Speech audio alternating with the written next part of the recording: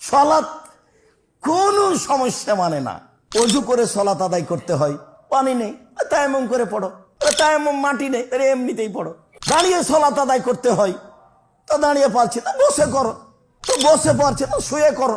কেবলার দিকে মুখ করে সালাত আদায় করতে হয়, তো কেবলা বোঝা যায় না, এমনিতেই পড়ো। পরিষ্কার কাপড় পরে সালাত আদায় করতে হয়, তো পরিষ্কার নেই, পেশাব পায়খানা লেগে আছে, সেটাই পড়ো। পরিষ্কার অপরিষ্কার কোনো কাপড়ই নেই, কারণবশত নগ্ন উলঙ্গ হয়ে আছি, বলি এই সময়তেই সালাত আদায় করতে হবে, বাধ্য করতেই হবে। কোনো প্রকার আপোষ নাই, কোনো প্রকার মিস নেই।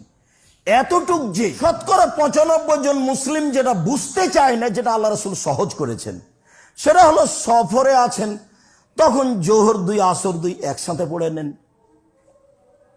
সফরে আছেন, তখন মাগরিব 3 এশা 2 একসাথে পড়ে নেন। এ তো সহজ পথ।